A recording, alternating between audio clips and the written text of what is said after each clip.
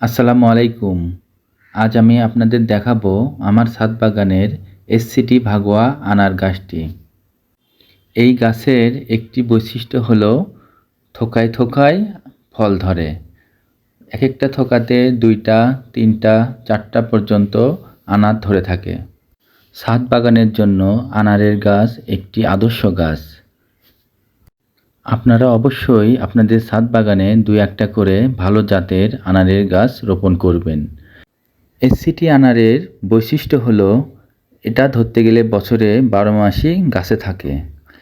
এই আনারের বীজগুলো খুব নরম।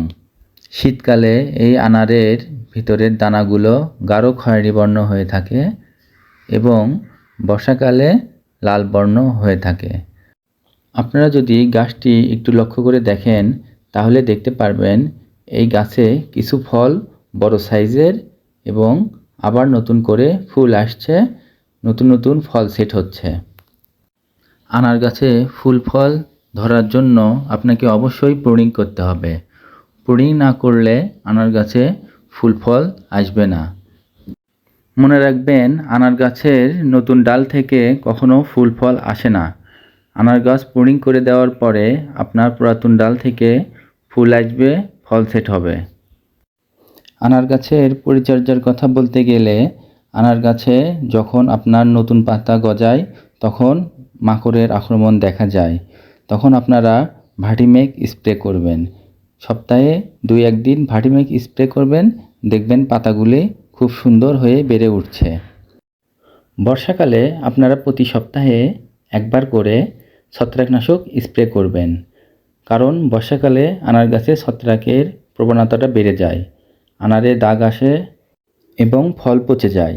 এজন্য আপনারা অবশ্যই প্রতি সপ্তাহে একবার করে হলেও ছত্রাকনাশক স্প্রে করবেন। আপনার বাড়ির যে জায়গাতে সূর্যের আলো বেশি পড়ে আপনারা চেষ্টা করবেন সেখানে আনার গাছ লাগানোর।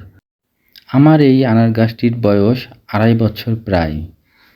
এই গাছ থেকে আমি এবার আশা করছি বেশ ভালো পরিমাণে আনার পাবো। এই গাছটি আমি সংগ্রহ করেছিলাম চুয়াডাঙ্গার মোকারম ভাইয়ের কাছ থেকে। উনি আমাকে সঠিক জাত দিয়েছে এবং বিভিন্ন সময় বিভিন্ন সহযোগিতা লাগলে ওনার সাথে যোগাযোগ করলে উনি তৎক্ষণাৎ সেটা আমাকে সমাধান করে দেন। বর্তমানে বাংলাদেশে বেশ কিছু ভালো জাতের আনারের চারা পাওয়া যায়।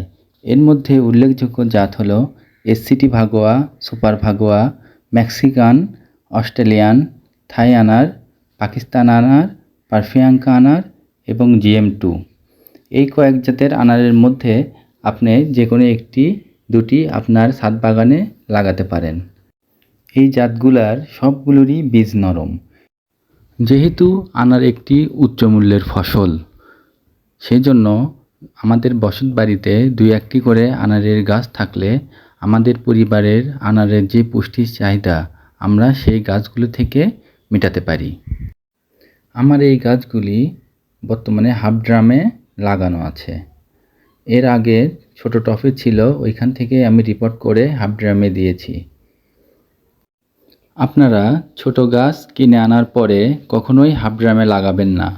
প্রথমে আগে মাটির টবে লাগাবেন, ওইখান থেকে গাছটা আস্তে আস্তে বড় হবে, তারপর ওইখানে ফল ধরবে, ফলটা টেস্ট করবেন, টেস্ট করার পরে গাছটা যখন বড় হবে তখন আপনারা ওইটা হাফ ড্রামে লাগাবেন। এতে আপনাদের দুইটা জিনিস হবে, একটা গাছ দ্রুত বাড়বে এবং আরেকটা ফল টেস্ট করা হবে।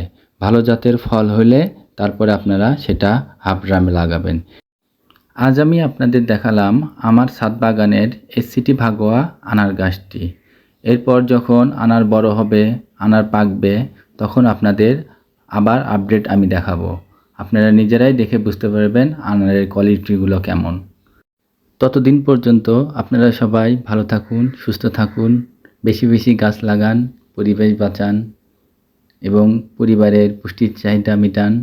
আল্লাহ হাফেজ। আসসালামু আলাইকুম।